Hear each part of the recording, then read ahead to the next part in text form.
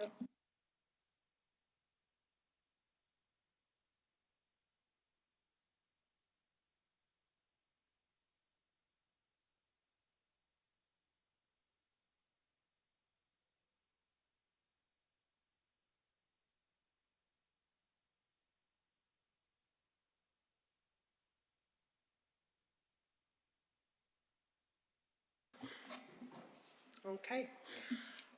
Welcome everybody to today's meeting of the Governance Committee. The meeting is open to members of the public and will be webcast, so it will be available for people to watch later through the Council website.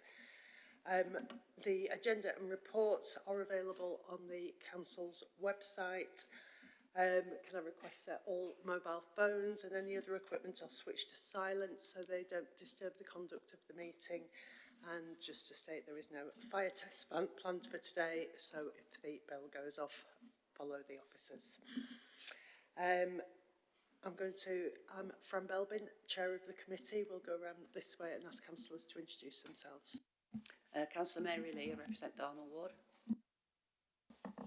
Laura Moynahan, Manor and Castle Ward. I'll carry on being Laura, even though I'm Shoned and I'm substituting for Alison Norris today. Paul Turpin, Green Councillor for Gleadless Valley Ward. Hello, my name's Dianne Hurst. I'm the elected member for Richmond Ward. Sue Alston, Councillor for Fulwood Ward. Simon Clement-Jones, Councillor for Petitions Greenhill Ward. Thank you, and if I can ask officers to introduce themselves, please. Good afternoon, Committee. Robert Parkin, Assistant Director for Legal Services. Good afternoon, Jason Deed, Chair of Democratic Services. Good afternoon, everybody. I'm Laurie Brennan. I'm the Head of Policy and Partnerships. Alice Nicholson, Policy and Improvement Officer in Laurie's service. Bell, Democratic Services. Thank you. Jay, do you want to give us the apologies, please? Yes, Chair, just one apology received from Councillor Alison Norris and Councillor Richard is here as a substitute. Thank you, and I think we are expecting Councillor Levery as well. Councillor Levery's just sent his apologies for being late. He's got tied up, but he'll be here as soon as he can. Thank you. Exclusion of the public and press. We have no items requiring an exclusion at the moment today. Do any members have any declarations of interest? I see no declarations of interest, thank you. Moving on to the minutes of the previous meeting. I think I did flag when we pre-met one or two little changes that needed to be made to the minutes. I think it was under the public questions.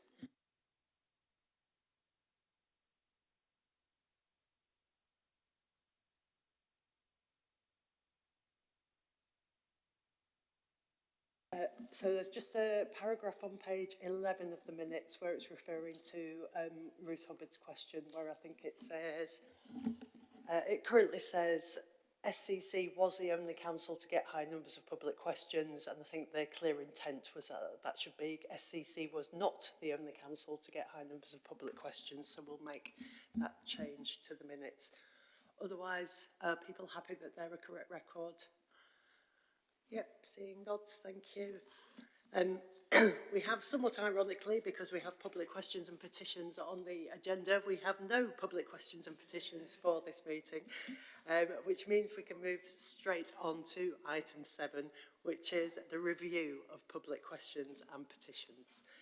Laurie and Alice, I think you're leading on this. Thank you, Chair.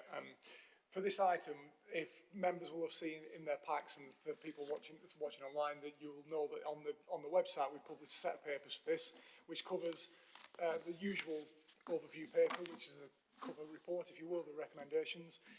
Appendix 1 is the more detailed review, so it tells you what we did from start to finish, from the piece of work we started with citizens and with members, right through to the proposals and what we think we want to do next, including like the annual review of it after 12 months. And then the Appendix 2 is a sort of a work in progress, if you will, an example of something we want to iterate and build, which might help people understand and explain to citizens, explain to members and officers the sorts of interactions and approach to public questions at different parts of our committee meetings, policy committees and full council. What I'm proposed to do in this session is, just so that to help, we've got a set of slides which are on screen and they're also being broadcast as part of the webcast as well, to walk us through the different steps of this, because last time we went through and sort of chipped into the draft recommendations as they were. This tries to present back an overview of the changes we've made on the back of the conversation we had at the committee at the end of last month. So if you permit me, I'm going to talk through the slides a little bit, so if you can see them, that'd be great. They're also published online as well, so if you look at the web page for this item, they're part of the public questions item and also at the top of the page. Is that okay, Chair? Yeah. I've also apparently got a flicker, which may or may not work, so...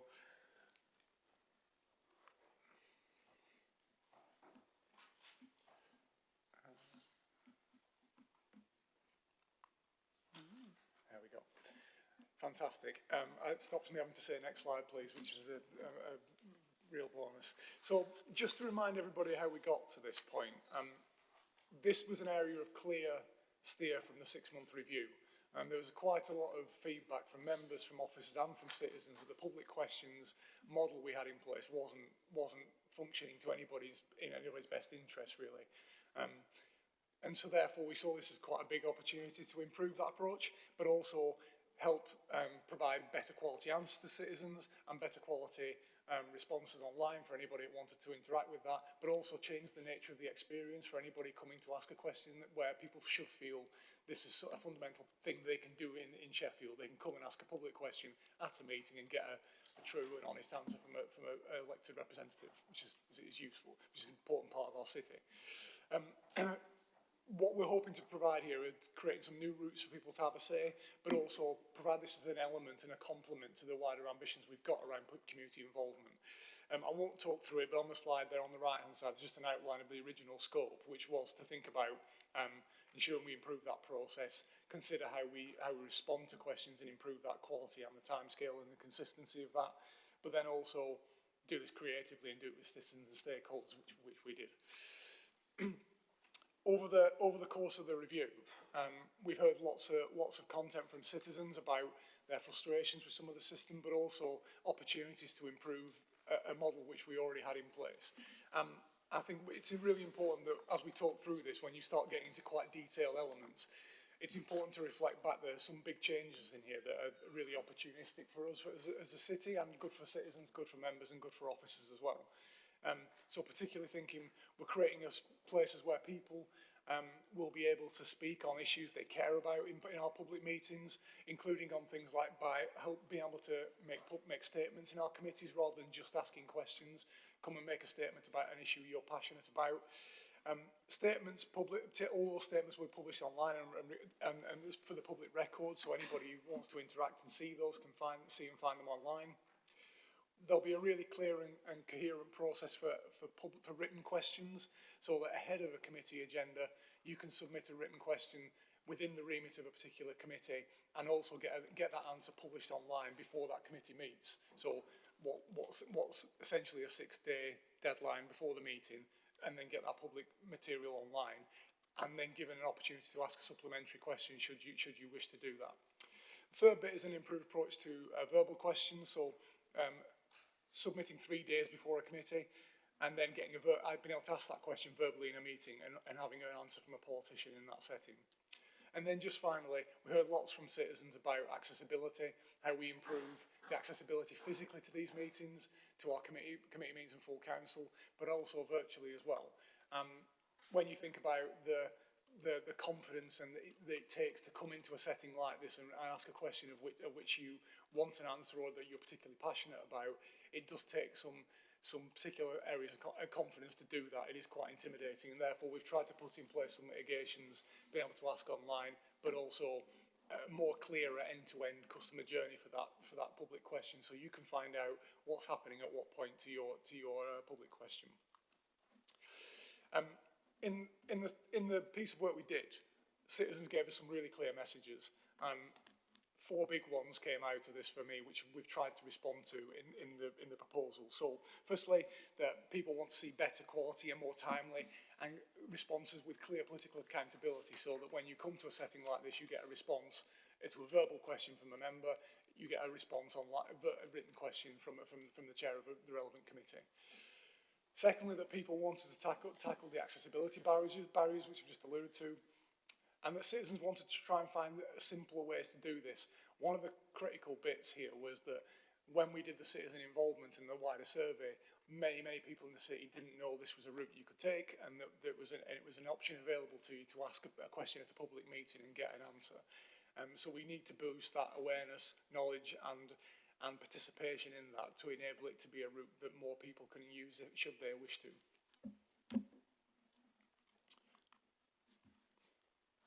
What I'm just going to do now is briefly talk through each one of the proposals, which are listed also in the main paper in Appendix 1. But this just tries to summarise the steps we're proposing to take. So firstly, on Proposal 1, so this sets out the critical bits of what we're proposing around the changes to public questions. So firstly, creating a simpler approach for people to ask written questions. Essentially, our model will be that we're proposing that for full council I'll start again.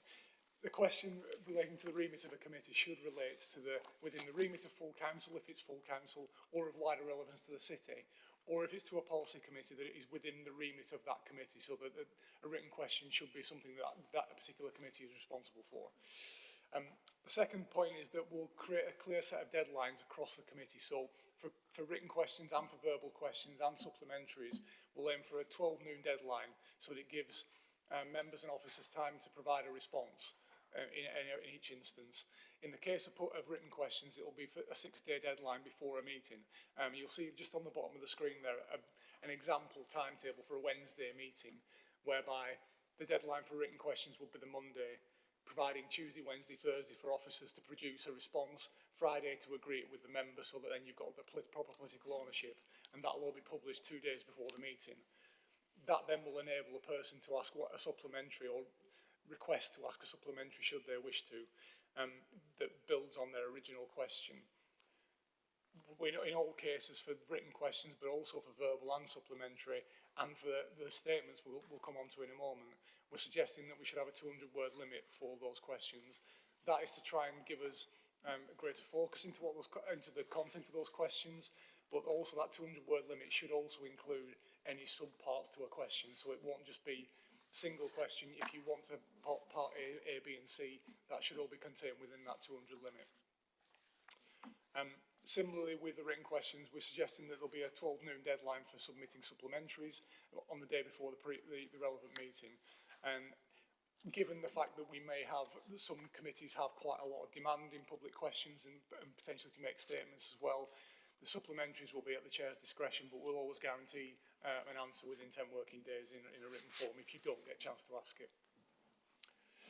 The second part of this is questions relating to the agenda of a committee.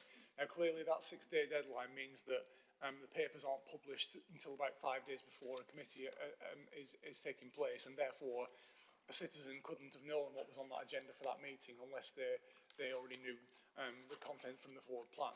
So this is a suggested way of essentially enabling people to ask questions about the agenda of a particular committee meeting or items on that agenda, but also anything that couldn't have been known at the point of the written questions deadline, so something that happened post the 6-day deadline.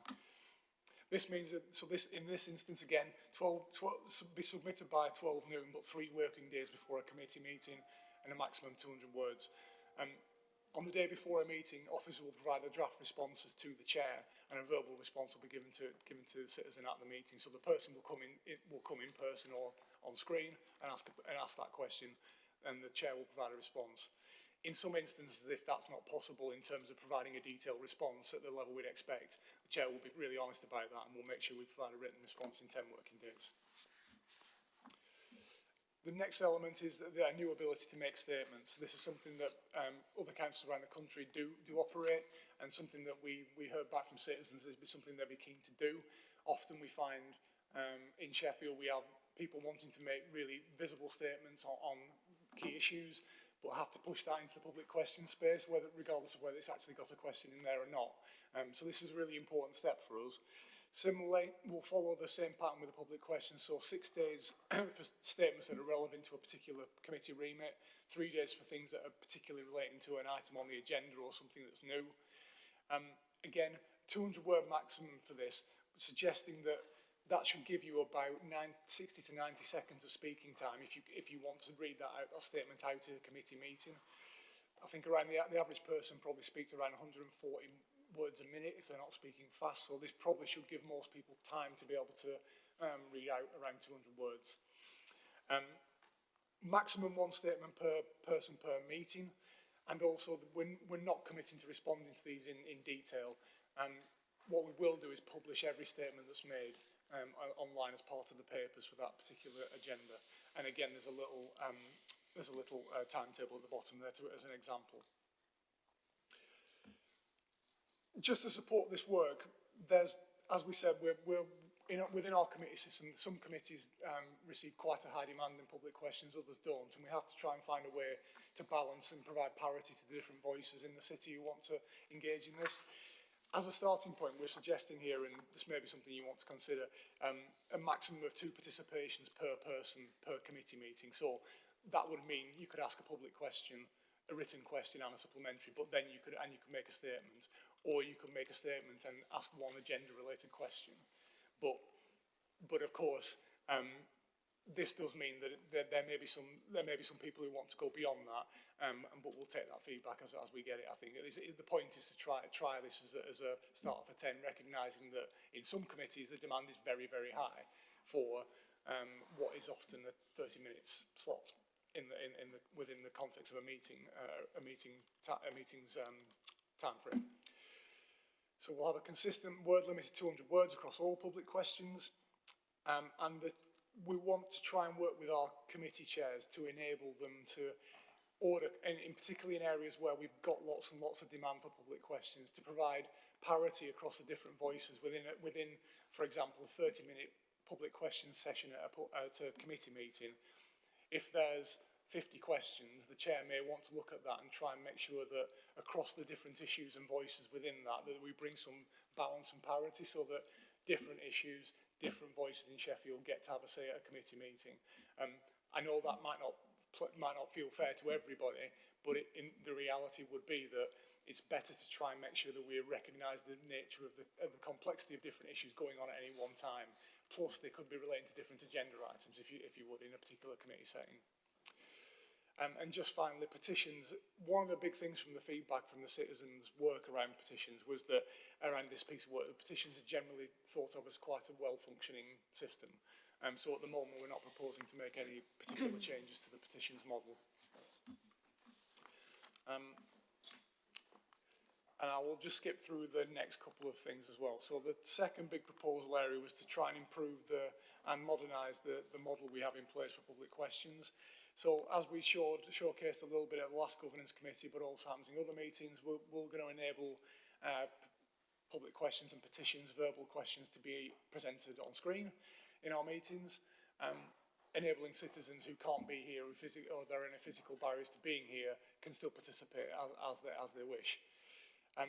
If the technology fails us, we'll make sure that the questions are read out if it's a verbal question. We also will enable citizens to have their question read out for them if they don't want to be here in person for a verbal question. And of course, we've also created a route for written-only questions, so it means that people could just submit a written question and say, I just would like a written response to this, please. And finally, there's a route here to enable citizens to remain anonymous within this public forum. What that does not mean is that you can submit questions anonymously, because we always need to have that as part of the submission routes for it, so that there's often a conversation with the appropriate member of Democratic Services to manage that particular question. But in this forum, you can request that you're not identified as part of that. Proposal 3 is around... It's not working.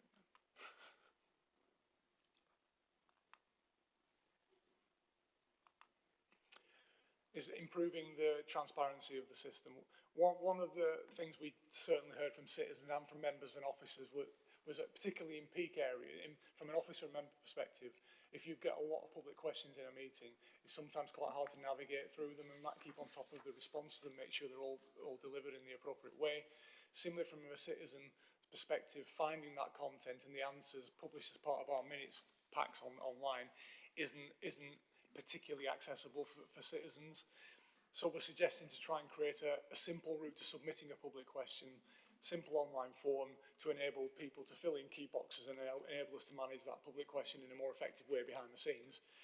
And the second part of that is therefore that we'll try and develop a simple tracking system so that people can look at their question and see where it's got to within the process, particularly if it needs a response and if it needs maybe some actions to be delivered on the back of it. So the idea is this: it should be quite an open online system.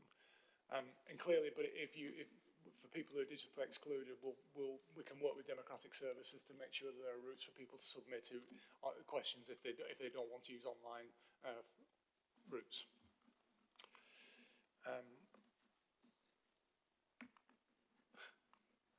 It's not quite foolproof. Either that, or I'm very poor quality clicker. So the fourth bit here is about having better advice and guidance. We heard from lots of people who said they just didn't realise you could do this, but we're also pretty aware that some of the proposals in here can be complex to navigate. We've tried where we can to make consistent deadlines to make it much more obvious what the timeframes are around each engagement route, whether it be a written or a verbal or a statement. But we recognise that can be quite complicated, so we're going to develop a more clear, understandable involvement guide online to help people navigate through this. That'll include something like a bit of a flow chart that you can easily work out where you need to be if you need to ask a written question versus a statement or a petition. We'll probably build on the thing that's in Appendix 2, which starts to set out some of the simple intricacies of that. And we'll also do some work with our comms teams professionals to think about how we best promote this, particularly to voice in the city who often don't use public questions as an engagement route. And then just finally, one of the things we said as a committee was that we need a clearer and more identifiable definition really for what we saw the purpose of public questions or what the principle behind public questions was. And so this is drafted here on the slide, but it's also in the papers as well. So the suggestion here is that we adopt this statement of principle around our approach to public questions, with particular emphasis on defining what we see are public questions, the role of public questions within our democratic model, that we welcome and encourage people to get involved in and submit questions and participate in our meetings, and that also it's a respectful engagement with the members within the remit and within the agendas that we're setting as part of our committee system. Clearly, what it also says is it's not a route for engaging in specific complaints and issues, because we have other elements, including member casework and the customer complaints and customer service system. And then just finally, as part of that, we don't suggest that these proposals are a sort of a line in the sand. I think it's a starting point to try this as a part of the next municipal year. And obviously, should the committee be comfortable with what we're proposing in the papers, this will hopefully go forward to full council for consideration at the AGM. The suggestion here is also that we continue to have that conversation with our citizens to make sure this is addressing some of the issues that they've raised with us, but also that we listen to members and officers' experience as this goes through. Certainly with a point of reviewing this ahead of the AGM next year as well, to just test how it's bedded in. Are there additional tweaks we can make? As of that is the last slide. So back to the papers. It just sets out the recommendations that, as I've described, really, for members to consider the proposal we've developed over the last couple of months, working with citizens and stakeholders. And should you be comfortable with what's there, that we put these forward to the AGM on the 15th of May, I think it is. Thank you, Chair. Thank you, Laurie, and thanks once again to the members of the committee and the working group, but also all the citizens who have contributed to this work. We have had really quite extensive public engagement around this, including the people who came along to our last Governance Committee, I am conscious that we've added some things to the paper since then, including things like the 200 word limit. And I'm conscious we haven't been back out to consult over that, but I think it's really important to recognise that final point that Laurie raised there, that we will continue to work on this. And I think the idea is that, yes, we will put this forward as a constitutional change at the AGM, but subsequent to that, we will be referring at the AGM and within the Constitution to a public question scheme, which means we can make small changes along the way through the Governance Committee without having to go through the full process of Governance Committee and then full Council to make a constitutional change. So that will enable us to keep this relatively fluid in terms of, especially over the next year, while we're trialling out how this works. And if we find, for example, that 200 words is clearly not enough, then we can make changes like that really quite quickly. So just to flag that up, I think I've seen Sinead with her hand up, Paul, and then Sue. Yes, questions, sorry, because I've been a bit part of this process, as in a bit part. I think my question was about if you give a question and then a supplementary and an agenda-related question, plus if you wanted to make a statement, which I know you can't, in as much as you only have 2 bites, is it? But I know just from member questions in the council that people get very frustrated that we don't actually get to their question because supplementaries have eaten up all the time. So if you have all these chunks of things to be able to go in, half an hour doesn't seem very long. I mean, I recognise that like today we've got no questions, but that other times we have, I don't know, 5 questions. And if you have the 5 plus the supplementaries and a couple of people wanting to make statements, how are you going to manage the time on that?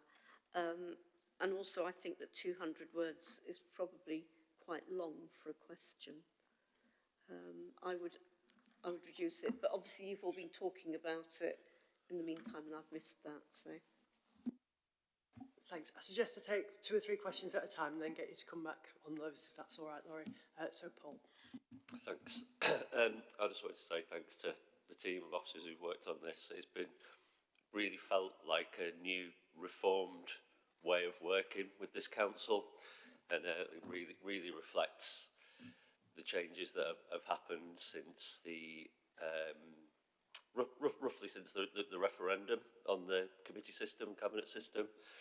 And yeah, it just feels really good and progressive, and you know, all of that, as you said, Fran, you know, engaging with the public, it's good, and as a part of the working group, it's actually also been really enjoyable working with colleagues, and feels like it's hopefully it's a good thing. So just a couple of questions about it. Is the I know we discussed the importance of being able to tweak the policy as we go, and so I wonder about thoughts on. You know, we don't want to be too eager, too quick to tinker, and without it being bedded in. And I think that's going to be a balance we're going to have to reach. So I wondered about thoughts on that, and related to that is how are we going to record our learning as we go, and you know, and as we meet it in our respective committees, and notice something that is or isn't working, how are we going to keep a record of that so that when we do come to a session of review that we've collected that. A couple of more like factual points on the actual policy questions is when somebody requests that their question is read out for them. I'm not sure if we perhaps need more detail, because I would assume that, you know, say a member of the public can't attend and they ask a friend to read it out, and that could be anybody, of course. So if there is no friend available to read it out and they would ask someone in this room, would that naturally fall to, say, our legal representation or to the chair, or could they request a particular councillor, the ward councillor? You know, does that detail just need thinking about? And finally, just a question on where it says it in that each individual is allowed 2 participations per meeting, and it goes on to say either a written question and an agenda question, or a statement and an agenda question. And I just thought that if we're allowing 2 questions, then shouldn't there also be that they can ask 2 written questions, or a written question and a statement? You know, it's if they're allowed 2. Maybe it's just an example and not actually how it's meant to be, but it just comes across as that you can have 2, but one of them would always be an agenda question. And I thought if they're allowed 2, then they should be allowed 2 of anything, you know. Okay, hope that wasn't too much in one go for them. Do you want, there's quite a lot of questions there. Do you want to come back on those, Laurie, and then I'll take another round? Thank you, Chair, and apologies if I miss one. I've tried to keep a note. Councillor Richards, on the thing about the 30 minutes, the reality is that what we know across the system and how the committees have operated in the last 2 years is that there's real spikes in the committees of some committees that get, well, there's a mix of issues. Some committees get a regular amount of questions, S&R committee, full council, transport and region and climate change committee. Some committees like Waste and Street Scene, when you look at the data, have got similar level of questions to S&R and TRC, but there were some specific issues which there was a specific issue which then spiked a number of questions. So in some committees, 30 minutes will always be pretty much fine. In other committees, like S&R, there may be more demand than that, and it might be that there's more discretion around for the chairs here about how do you've got to make a judgment within the context of that meeting's agenda about how much time you can allocate for public questions, given the quantum of number of questions you've gotten through different voices. In terms of the point you were making about supplementaries, I think probably what we'd probably suggest is that the chair will prioritise the verbal questions and statements that people have come to make those statements in that meeting, and probably supplementaries towards the end of that if we get time. And the reason for that is that people will have already submitted a question previously as well, so they've already had sort of one bite at it really. If they don't get a chance to actually ask their supplementary, I suspect what we'd say is we'd make sure that they get a written response within 10 working days. So there's going to be some balance to this, and there are definitely going to be some points where demand is higher than the time frame allotted. Similar with the word limit, we've used that to try and be consistent. So in a statement, 200 words is about half a side of A4, isn't it? So that should be okay in terms of making a statement, and maybe it's too long for a question. But we'll have to see, particularly where you've got people who want to ask sub-elements to a particular question, which we do get quite regularly as well. We don't want to curtail that. We want to make sure there's enough room to get your point across without it becoming an essay, effectively. So, yeah. On Councillor Turpin's questions, need to not be too eager. I think that's absolutely right, because the problem is we could try this in the first set of meetings. There could be some significant issues which then prompt lots of public questions to Waste and Street Scene or to TRC. There's the risk of reacting to that, and rather than thinking how does it sort of average out across the system. So a little bit like when we introduced the committee system and we said we'll do a 6-month review but we won't do anything really holistic because actually it's still bedding in, and this is going to take some bedding in time. Certainly talking to colleagues in democratic services, we're going to be doing some work planning about how do we support officers who usually respond to questions, because there are some people who some officers who spend a lot of time responding to public questions now. Democratic services teams spend a lot of time triaging and supporting that, because often behind the scenes what you don't see is that somebody will submit a question, and let's say that goes to it's S&R, and it's a colleague in Jason's team who then deals with all the public questions for S&R, and that could involve 3 or 4 engagements with that member of the public to get the question in the right space, to say you can't quite say that, but you need to say this. And so that obviously takes time, particularly if you've got 200 questions at a meeting. So you've got to appreciate the officer endeavour on some of that as well. How do we keep a record of the issues? That is a really good point. I don't have an immediate answer. I think one of the good things is in all our policy committees, we've got a member of Jason's team as a principal committee officer who will, I think, are our eyes and ears on the ground on this. What we should also do across the year, maybe quarterly, is do a check-in with the committee chairs and members to do a bit of reflection about how's it working, are there any issues standing up that we could either address through the tweaks to the scheme or that we bank and review as part of that kind of end-of-year assessment of it. And then your point on the who reads it out, exactly how you described really, but I think we would, we'll need to detail that in the scheme that supports this. So if we change the constitution, there's a scheme for this, and Jason's team will develop a model that says if you want somebody to read it out, you can nominate a member, or you can nominate a member of the public to do that on your behalf. You could probably nominate an officer to do that as well. Is that okay? Thanks. Two participations bit. That in there is, they were used as examples, so your point was right. You could put two written questions in that context if you wanted to. Thank you, and I think potentially we can keep the review item on the work plan as a regular reminder as well to keep coming back to it, because we will be reviewing this, so I think we'll also always have a trigger to keep coming back to those questions. Sue and then Dianne. Thank you. I've got a few comments and then 2 or 3 short questions, which I think are quite simple, really. Firstly, yeah, huge thanks to everybody that's been involved. I actually think this is a really, really positive thing, and I really hope it works. Everybody's fingers crossed. In terms of some of the comments that have been made, I think before we start reviewing it, we need to give this at least 2 cycles to go through, because, and yet we will get or be able to ask for feedback from the public, hopefully, as well as from people who've been involved, officers and members.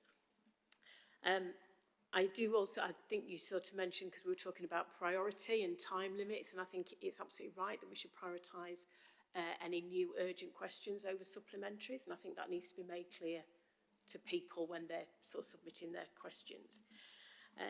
And the other comment I just wanted to make was, I know sort of early on in the presentation we said, well, there wasn't, petitions seemed to work all right.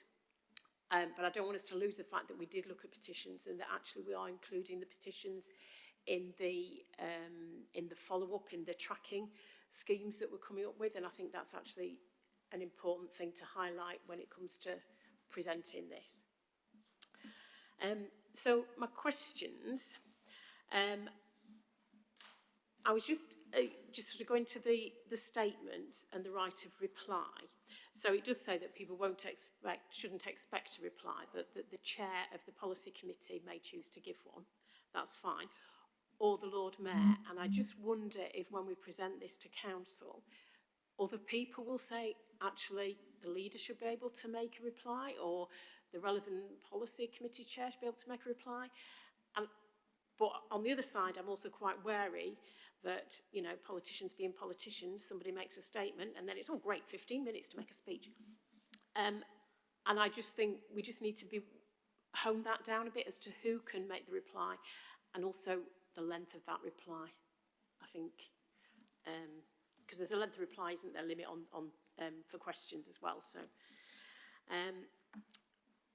my next sort of question comment is really around some of the wording, and I'm not sure if it's the same wording in the detailed report, because I can't remember when I was just looking at the slides now. But it talks about the remit of a policy committee, which is fine, but it also talks about the remit of full council. And actually full council's remit is quite limited, isn't it? So I think maybe it should say the remit of the council rather than the remit of full council, but I'm happy to take advice on that. It's just something that I'm questioning. And my other question stroke comment is just around and I'm not sure I even agree with myself on this, around the number of questions, because I can think of specific examples where there may only be one person wanting to ask questions, but they may have 3 questions for a committee, and there is actually time within the 30 minutes to take those.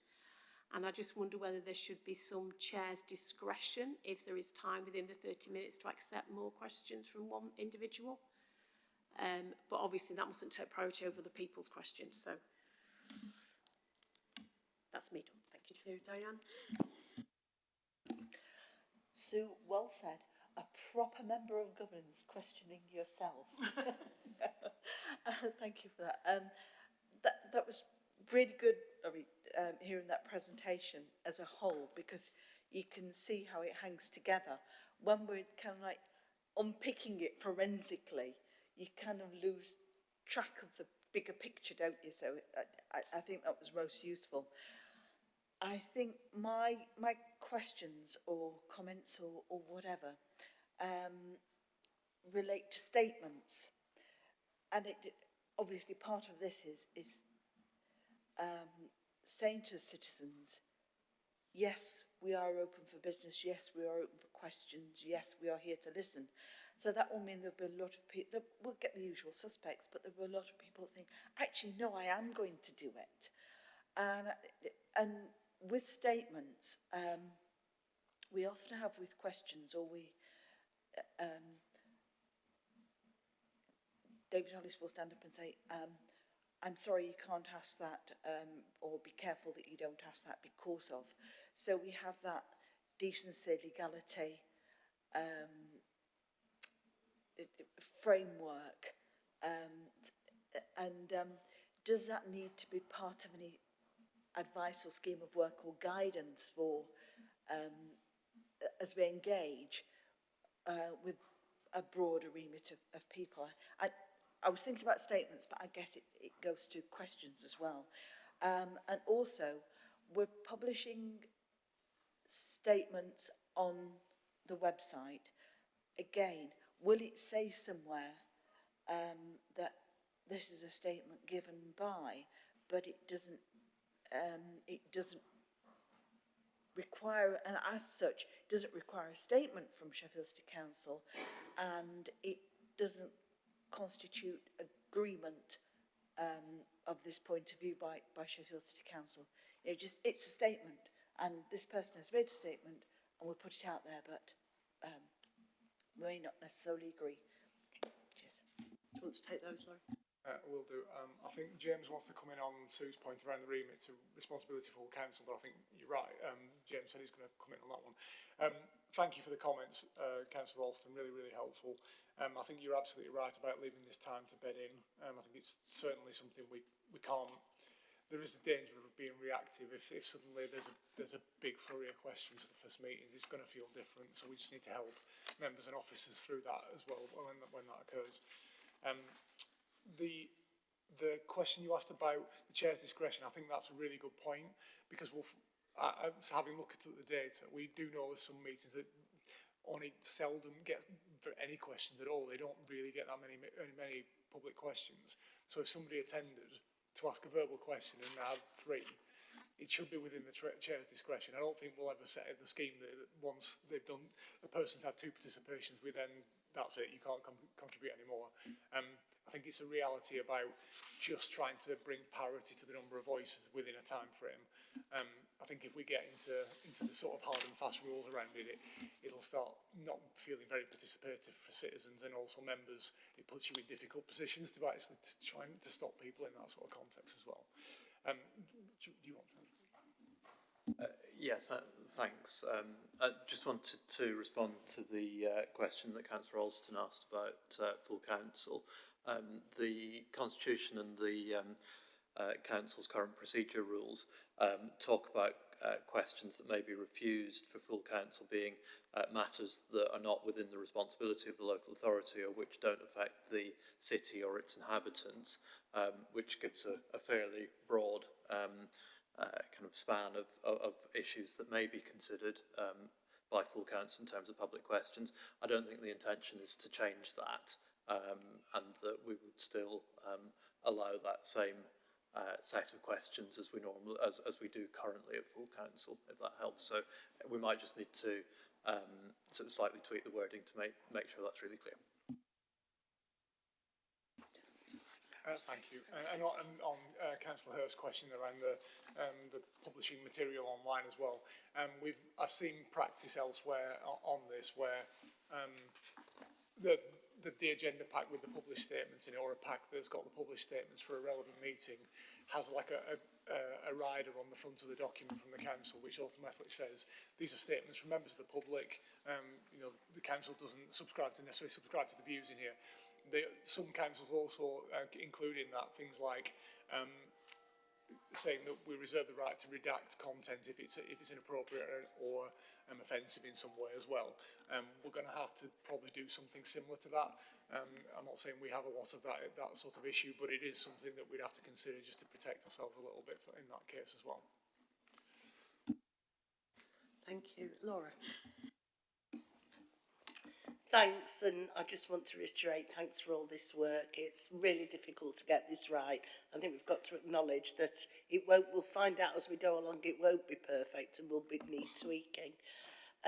We've talked throughout this about the website, and my question is about wider dissemination, because we know there are large pockets of digital exclusion in this city, particularly in certain areas, and I want us to just, I'd want us to pay some attention as how we got this out to the widest possible, all sections of our community. And we always talk about websites and the council's website and doing this online. We've got to think about how we can do it in other ways as well. And I agree with Sue, it's about the 2 cycles, but if there's anything glaring, we do have to tackle it, because I think the most important part of this is tackling barriers to participation. The ones who can be heard will always be heard. What we're trying to do here is get into people who don't participate in civil life, and I think we've just got to make sure we constantly address that. Thank you. Thanks, Laura. I haven't seen any other hands, so I'll just add a comment and question or two myself. Following on from that, I think there is a broad question about communicating the change to people who perhaps are, already do ask public questions frequently, and to those who don't, whether online or not, but people who may just be aware of, through having seen things on the webcasts or whatever, of how public questions work, and suddenly it will feel quite different, I think. So just making sure that how we're communicating that to the public, but there's probably also communicating it to officers who regularly have to answer the questions. And indeed, I think quite a lot of the questions have been around how chairs will handle the system as well. So it may well be worth a briefing in the new municipal year, once we know who the chairs are, a full briefing, just to ensure that we've got, so that chairs are aware of how much discretion they potentially have in certain situations, and try and, I think people will have different styles, but at least we'll have some consistency across committees, and hopefully chairs feel confident in this new process as well. Thank you, Chair. I think that's absolutely right. We have a good opportunity after the elections in terms of setting up the new municipal year, where committee chairs and colleagues from across the political group spend time with the Democratic Services colleagues and directors looking at the forward plan for the year. So there's an opportunity there, and alongside that, member induction for new members coming in, to sort of get everybody into the space of understanding how the system's going to work. I mean, Councillor Moynahan's points are absolutely right as well. We've got some really strong community networks in Sheffield, which we need to ensure that we're connecting some of this to. The first step on that journey, of course, is we need like a one-page version of this. We need something that just explains how you get through, what the value of this is, and how you do it. And of course, colleagues in Democratic Services are always there to support people where people want to ask a public question and spend a lot of time doing that. So that's really important as well. We will promote it online. We'll use some of the Gov delivery channels, which we use to promote some of the survey work as well. But there is a definite need to kind of ensure that this reaches other communities. So we've obviously got to look at our local area committees as well, which is another route to starting to flag this with citizens and talk about this as another engagement channel. Just finally, it's an absolutely critical, it's a demonstration of what we want to achieve in the wider public participation space. It is one element of it, but it does get us into a different sort of way of operating in our policy committees. Thank you. I don't see any further questions or comments, so I'm going to move on to the recommendations, which are to consider the revised proposals to reform our approach to public questions and petitions, and to agree to recommend the proposals for consideration by full council at its AGM on the 15th of May 2024. Is everybody in agreement with those recommendations? I see nods all round. Thank you very much, and thank you to everybody who has worked on this, both within and outside the council. We will move on to item 8, which was the paper that I think was to follow initially with the agenda, but has been issued. I think we've got paper copies here, and I know it is on the website. So this is on an update on the use of urgency provisions. And Jason, I think you're going to lead us off on this. Thank you. Thank you, Chair.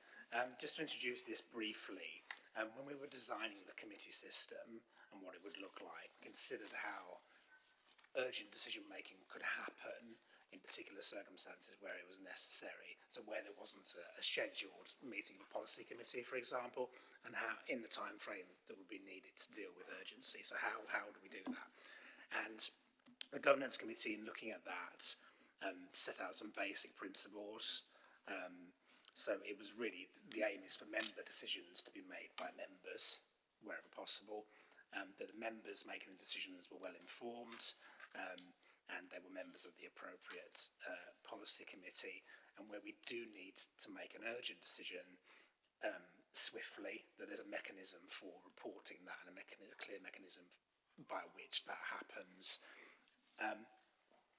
The point of bringing this to committee today was to give you an update on what's actually happened as regards activity relating to urgent decisions, how it's working, and make sure we're referring back to those principles and make sure it's working in accordance with those principles.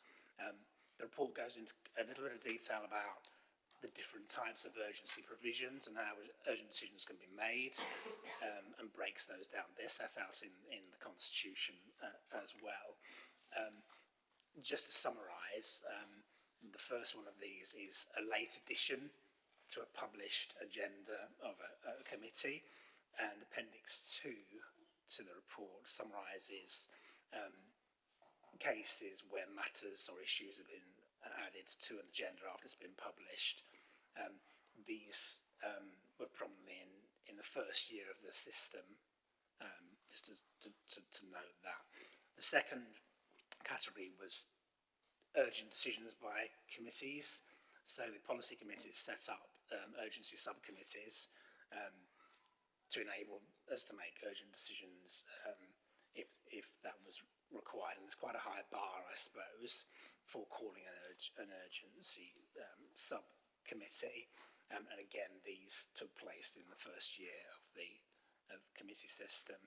In practice, we've actually had quite a number of extraordinary meetings. So they're really for decisions that don't meet the definition of urgency but can't wait till the next scheduled meeting. So if we do need an additional meeting, we'd consider whether an extraordinary meeting is actually the preferred way of doing that, because all members of the committee would be invited to attend rather than the smaller number of 3 that's required for an urgency subcommittee, even if it meets the definition of an urgent decision. To date, we've had 13 extraordinary meetings. 7 of those were of Strategy and Resources Committee in the first year. In year 2, we've tried to deal with that by actually putting more scheduled meetings of Strategy and Resources in the calendar, so it's dealt with that to a certain extent, because we knew the volume of business was high based on the first year. So we'll carry on to tracking to see how that works. The final category is urgent decisions by officers. There's 2 occasions which are listed there on the report where officers have made a decision that was reserved, a matter reserved for a committee. So it's a real summary. It's a point in time, really. But we said we'd bring this to enable you to make sure we were sort of dealing with things according to the principles that you set out during the establishment of the committee system. Recommendations are in there. So it's to note the report and any issues that are arising that might be relevant to the remits review work we're doing, that we put into that programme of work, whether it be about volumes of work or the number of committees that are being held, and that we bring you a further report in 12 months' time, and that's the work programme. So we've got that in, so you can just keep an eye on what's happening and see over time whether the trends have changed and whether some of these things we thought that we might have more urgent decisions when we started out on the journey of the committee system. Thank you, Chair. Thank you. And I think it's a bit of a testament, isn't it, to the way the system is bedding in, that I think there was quite a lot of concern we would be constantly in urgency subcommittees, but in fact there have been very few. So, Sue. Thank you, Chair, and thank you for bringing this report. It's sort of a sort of half comment, half question, because the urgency meetings and the urgent items added to agendas, I noticed they're all within the first year, as far as I can see, after we introduced the committee system. And I sort of get from what you're saying that actually what we're doing is having more extraordinary committee meetings. And I just think that actually when we start looking at remits, which is a separate piece of work, we need to understand how that's happening and how that's that shift, if you like it, in the way we're approaching things. So is that correct, that my understanding is that we're moving to more extraordinary meetings rather than having the urgency subcommittees? Thanks for the question. Certainly, we had quite a few urgency committees in the first, extraordinary meetings in the first year, and when I set out just to do a little bit of a look back on what we'd been doing, it was apparent that the extraordinary meetings were as much a feature, or if not more so, than the urgency meetings. So I think as part of the remits, I think you're right. We need to look at that to see whether that's a work programming issue, whether it's a volume issue. Is there an issue with remits of committees that we need to look at there? And it was a surprise to me when I saw how many extra strategy and resources meetings there were in that first year, and have we dealt with that by putting more in the diary? But then this does lead us to a conversation about remits and scope of committees. Thanks. Paul. Thanks very much. I don't have a great deal to say on this, and it seems to be working pretty well. I remember having the feeling when we did first go into the committee system that there was a bit of a backlog of work to catch up with as well, you know, and so it did feel like we were doing a bit more of that then as well. But I just wanted to ask about also other subcommittees, like the charity subcommittee, which I know that I think we've got that on the work plan to deal with at some point in the near future. And I'm not actually entirely sure which committee it's a subcommittee of, whether it's CPL or SNR or what it is at the moment, if it even is a subcommittee. I don't know, but I know that they've had at least a couple as well of urgency committee meetings.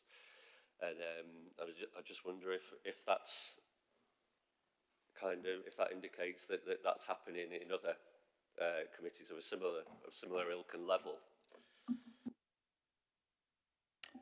Thanks. Yeah, I think that's something that wasn't looked at as part of this. So I think as part of the remits work, we might want to see whether that's a particular area of work where things come in late on, or whether there's an issue with the workflow going through to that committee. I think it's a similar conversation. You're right, that we need to look at that.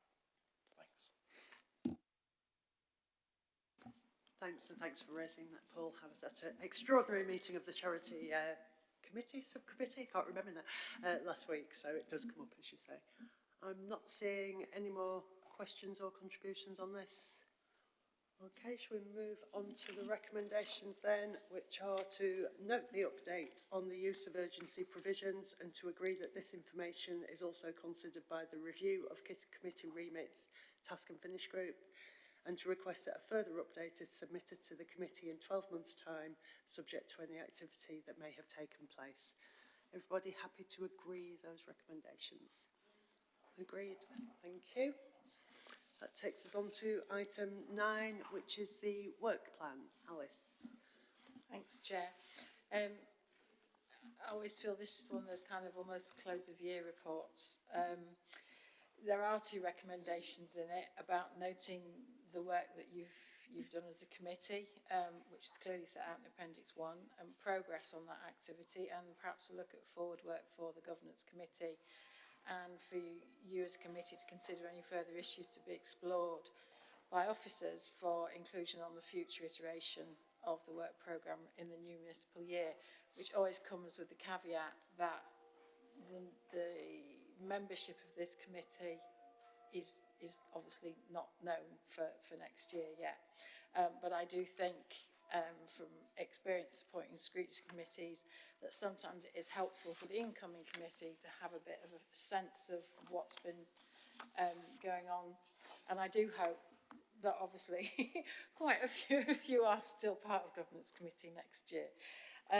But I think it is useful, and it's also, dare I say it, if I'm right, Chair, useful for yourselves to realise actually the committee's done quite a lot of work with some good outcomes. And I cheekily have just made a note that for those involved in the public involvement work, sorry, I'm digressing a little bit, actually an evaluation of the public question work, it's a really good example of good practice of public involvement in policy development, if you hadn't actually thought of it that way. Paul, Councillor Turpin, you touched on it, I think, but yes. So really this is saying, particularly Appendix 1, pages 62, 63 is, and just over into 64, the work that the committee have carried out, the work that I think is still ongoing, and the work that you probably want to just share with future yourselves and or future colleagues on this committee.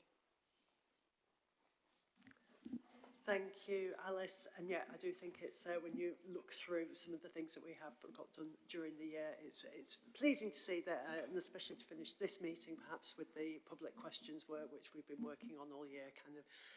We will continue to review it, obviously, but it does feel like a significant step forward alongside other things on the work plan that are finished. But we have two ongoing pieces of work that we've really only fairly recently established, which is the work around citizen involvement and participation and the work on committee remits. So I know we had a session of the working group last week around citizen involvement, where we started to look at the next steps that we would take, and probably, you know, certainly we are going into the new municipal year for that work. And similarly, we're going to have a session around the committee remits following this meeting, where again we'll be setting the stage really for how we continue that work into the new year. So I think we've already got the shaping up of a work programme for next year based on those two groups. Sue. Thank you.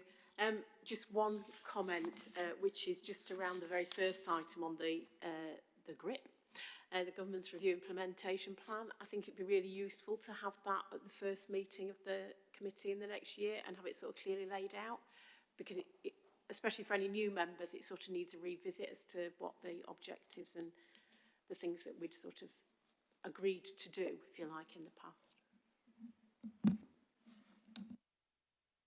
Thank you. Any other comments or questions on the work programme? Okay. In that case, the recommendations there are to note the work plan and progress on activity in this municipal year and forward work for the Governance Committee, and to consider any further issues to be explored by officers for inclusion on the future iteration of the work programme for the new municipal year. Are we all happy with those recommendations? Yes, thank you. Which brings us on fairly swiftly for this committee to the date of our next meeting, which I think we haven't yet got confirmed, have we? Because we're still, that will be in the new municipal year. So we will confirm that alongside all other committee dates when they are published in the run-up to the election. So thank you, everybody, and we'll see you next time.